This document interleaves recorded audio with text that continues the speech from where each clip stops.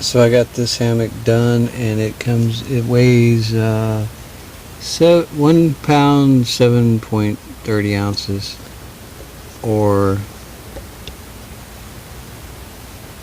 23 23.30 ounces, or 662 grams. Okay, so on this hammock, it has a whoopee sling suspension. For the person that's getting it, I know that I think you have these straps with the daisy chain straps with the loops in them, and the carabiners on the end of this hammock, you can just clip them into that, or you can use this whoopee sling suspension. The one nice thing about the whoopee slings versus the daisy chain things is the daisy chains have loops that are, depending on the strap, they're 3 to 5 inches apart, and setting this type of hammock up, a lot of times just moving it an inch or even a half an inch tighter or looser can make all the difference in the world. And then with the daisy chain straps, you're stuck having to go at 3-inch increments or 5-inch increments. So this brings it down to just 1/4 inch adjustments. And the way it works, it's got a bead in here on the end of the whoopee sling so that it won't pull back inside of itself. But this piece is called the constrictor. It works like the old Chinese finger cuffs. You put your fingers in them, and you try to pull them apart, and it tightens up and won't let go. That's the same way this constrictor does. And to loosen it up, just lift this up, and you can slide this, make it bigger or smaller, whichever way you want to go. You can make this loop bigger or smaller here, and this will go down from where it connects to the strap to the tip of the loop. It'll go down from about 22 inches and all the way out to about 6 feet. And then once you get it adjusted where you want it at, then all you do is what's called milking the berry. This constrictor part is the berry. So, and milking the berry, you just grab it with your fingers and squeeze it, and while you're putting pressure on it, you run your fingers up tight, and then now when you pull on it, you can pull on it all you want. It won't move at all.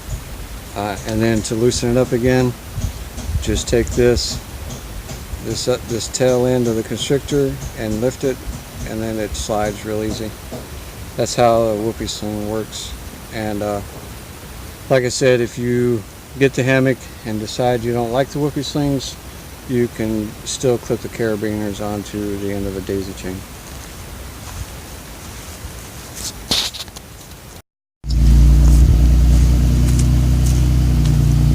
Okay, so this stuff sack has continuous loops on each end, and it's got a double-ended stuff sack. We've got these carabiners that are climbing rated carabiners. Definitely don't want to use the cheap ones you can buy for keychains and stuff like that. All you have to do is clip this in to your continuous loop that's sticking out of your bag, and then clip it into the end of the whoopee sling. And then now we're just going to open up this end of the stuff sack and stretch it out across to that side of the tree.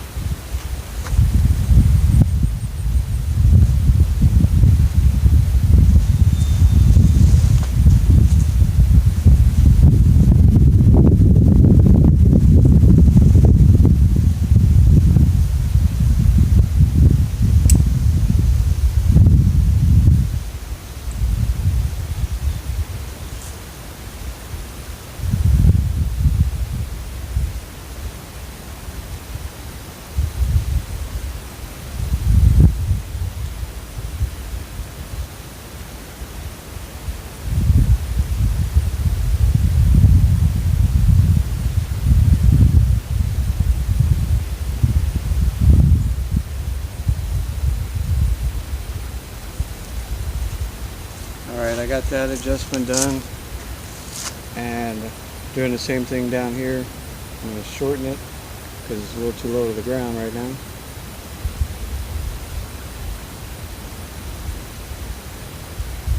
That'll work. And then now, like I said before, you got to milk the berry on there, and that holds it tight. You got to hold all your weight in there. You won't have any won't have any issues. So the next step to get it, I try not to get into the hammocks of the hammocks I'm building to sell. I want that person to be the first one to lay in it. But what you would do next is you'd sit in a hammock and make sure the height is right. And you want the height so it's comfortable to sit in, you know, not too low or too high, so just a nice sitting height.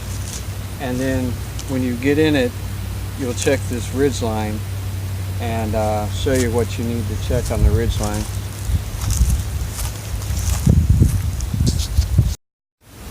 Okay, so the tension of this ridge line right now, you can see it's really loose. What you want to do when you're laying in it, you can't really get an accurate check of the ridge line if you're just sitting in it, or definitely if you're standing up and not in it at all. You have to be in it and laying down to give you the most accurate thing. And what you want to do is you want to have some play in the rope. It doesn't need to, if it bends all the way around or something like that, that's too loose. And if it's like a guitar string, it's too tight. But you just want some flex in it. And you'll see it, the more you use it, the more you'll get a feel for what's comfortable for you. But that is how you set it up. And what we've used here is you got the tree strap. These are actually tree huggers. A tree strap generally only has one loop up here, and a tree strap is generally from 8 to 12 feet on average. This is a tree hugger. It has a loop on this end and a loop on this end, and tree huggers are generally 4 to 6 feet is on average. I've had to wrap this around a few times because with the whoopee slings, they take up a lot of space between the hammock and the tree. So first thing you want to do, I should have said earlier, is you want your trees from 12 to 15 feet apart. That's generally what works best with these hammocks, because when you get them set up, you will check over here.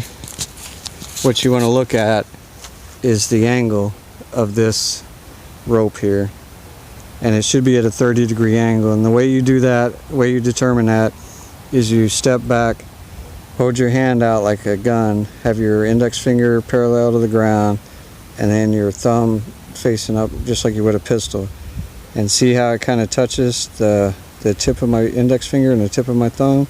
That's a 30-degree angle. That's what you want on your tree straps. And or your suspension, I mean, whatever suspension you use. This whoopee sling, daisy chain, there's a million different types of suspension out there. Whatever you use for these hammocks, they should be a 30-degree angle on the trees.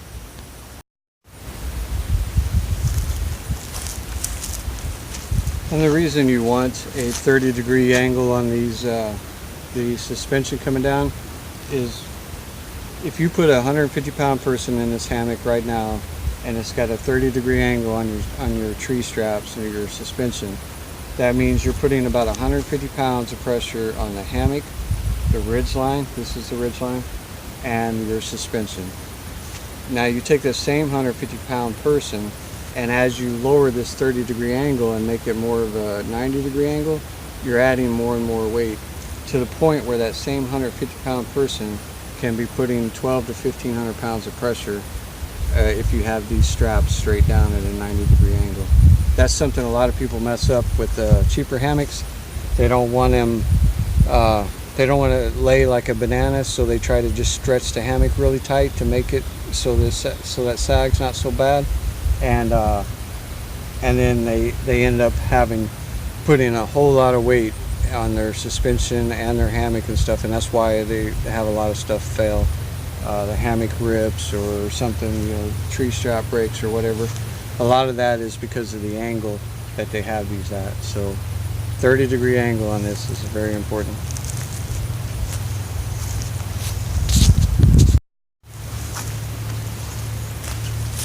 Alright, so the next thing I wanted to show you is the sag, this ridge line, this rope is tied from one end of the hammock to the other end of the hammock.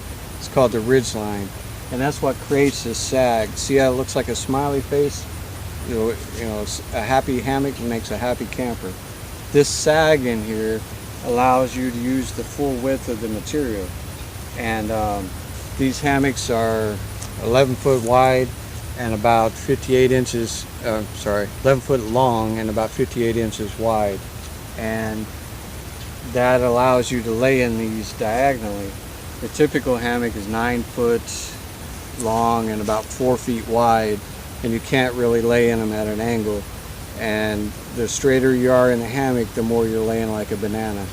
So with these longer, wider hammocks, they allow you to use the full width of the hammock, so when you're sleeping at an angle across there, and that allows you to lay a lot flatter. So you got your 30-degree angle on your suspension. Sit in it, make sure it's the right height, and then lay back in it across it at an angle. Check your ridge line tension, and then that's everything you need to do to set this up. And then once you get it all set up, you know, your tarp and everything else if you're camping, and that's it. The more you do it, the quicker it is to set them up. Just like anything else, the more you practice with it, the better you get at it. All right, so this is our newest hammock. It's made out of 1.6 ounce Hyper D, which is a really soft material, and it's got a little bit of stretch to it, which is really nice to, as far as like relieving any pressure points or anything like that, and that you would feel on a bed. I've got a pad, an air pad in there. It's we have an opening on the this double layer hammock. We have an opening there so we can slip a pad in there. That's what's in there right now. The colors of this hammock are royal purple on the outside and Morrocan blue on the inside, and it's gonna be a pretty nice hammock. I know it's gonna be nice and comfortable, and the person that's getting it's pretty short from what I could tell, so they're gonna have plenty of room in there, and it's not stretched out all the way yet, but like I said, I just got a pad in there to kind of hold it. But this is it. It's got a double-ended stuff sack like most of the ones that we make, and it comes with the whoopee sling suspension, which I'll talk about in a minute, and tree huggers, and pretty nice hammock, really nice. And we've found that, it seems to us anyway, that this material, the more you use it, the softer it gets. I don't know, maybe it's just us, but it does seem to get softer. My wife, she's had hers a lot longer than mine, and hers is really soft. And you can always tell, even when we work with the material, when we first get it out of the package versus by the time we get it done. Like right now, it's already softer than it was when I got it out of the package. This is it. I'm gonna describe how everything sets up and all that good stuff. So the way we did the stitching on this is did it backwards. It's got the blue thread on the outside and then the purple thread on the inside. Just looks a little better like that. And got the pocket down here, and then it's got a bar tack there to strengthen the opening. Rolled hems on both sides of the opening there, and the opening only stays open like that right now because I got the pad in there crooked and it's kind of sticking out. And then up here, another bar tack there to strengthen the opening, so all the stress on it when you're putting a hammock in and out, I mean the pad in and out of the hammock. And of course we got our name tag, can't forget that. Normally on a single layer hammock this would be a rolled hem, and we'll put that up inside of there, but with these double layer hammocks can't really do that. And then your double ended stuff sack, and we had some blue left over, so we just to color it up a little bit, sewed some blue in there to make it kind of match the hammock.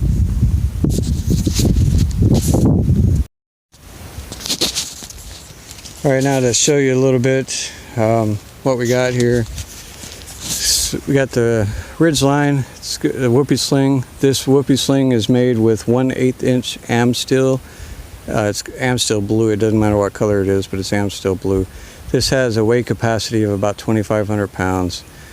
These are climbing rated carabiners. They have a weight capacity of a couple thousand pounds themselves.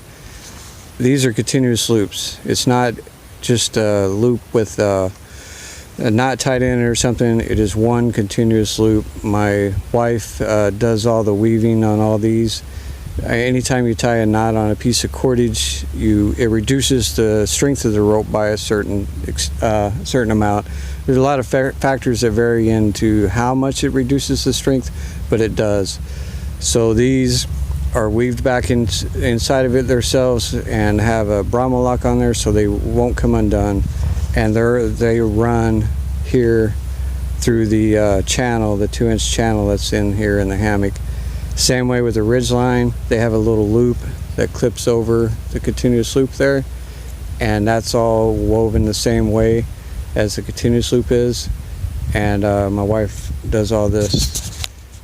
This is 1/8 inch rated at 2,500 pounds, 1/8 inch rated at 2,500 pounds. Have a smaller diameter, the same Amsteel blue, that is 7/64, and this is rated for about 1,500 pounds. And then it goes down to the other end, same thing. It connects right here to the continuous loop on this side that runs through the channel, and the continuous loop comes out. It's connected to another climbing rated carabiner and another whoopee sling on this side. And you can see that so the hammock material itself is purple and blue, and I don't know. Okay, so this particular hammock is it has a opening in the seam here. You can see the two layers separate right there, and what that's for is a pad. I've got a full-size pad.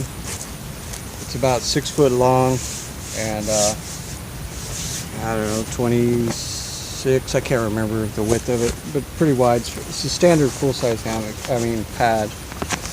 And then with this opening, slide your pad in there.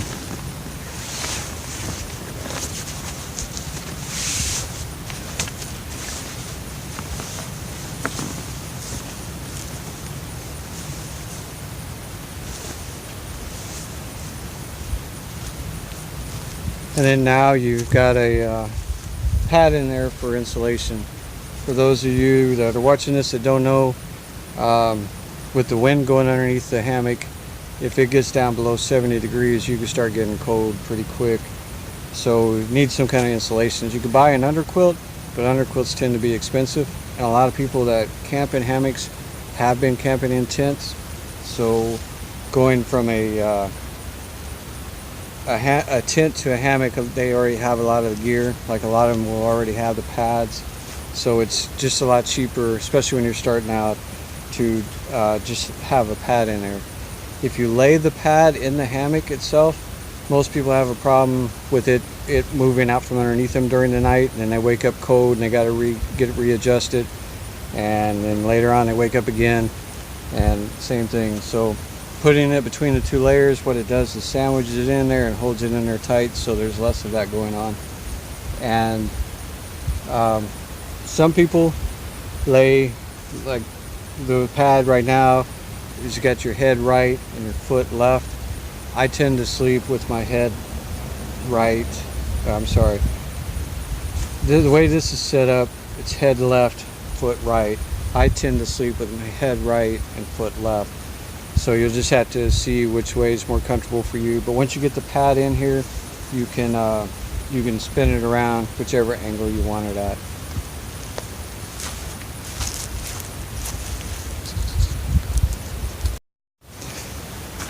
Okay, so now I'm gonna take it down. Gotta take the pad out.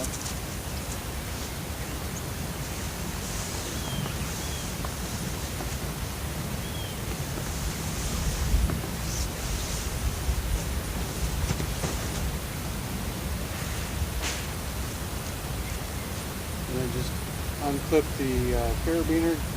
You can put this carabiner, you can leave it on the end of the loop, or you can take it off, just whatever you want to do with it.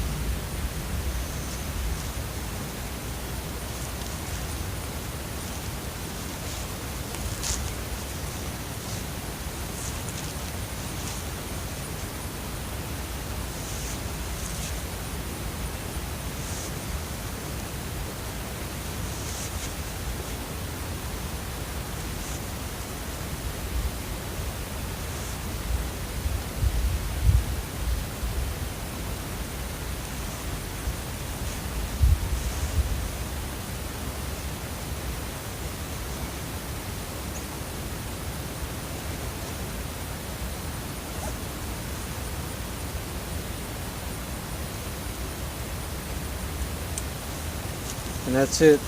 I think I said earlier, I went back and watched the video I'd filmed so far, and I think I said earlier that when I was setting it up that the stuff sack has continuous loops. What I meant is the hammock has continuous loops sticking out of the stuff sacks. So you can just clip them on to your tree straps or whatever suspension you're using, and then open up the opposite end and string it out. And you can do this from either end. What a lot of people do, if you set up like this one has a pad opening, and a lot of people want the pad opening near their head, either on their right side or left side, depending on how they're setting it up. So you could do, a lot of people will pick different colors of continuous loops so they know which one is the head and which one's the foot end, so when they set it up it'll be right the first time. And this one's got the same color continuous loops on both sides. A lot of people will pick like maybe red and gray, because red is head, or however they want to do it. You could also leave these carabiners on here, and you can know that way, like the purple is the head end and the gray is the foot end, or just however you want to do it. You could tie a colored string around the head end, just whatever. But that's your hammock. It's going to be a pretty nice one.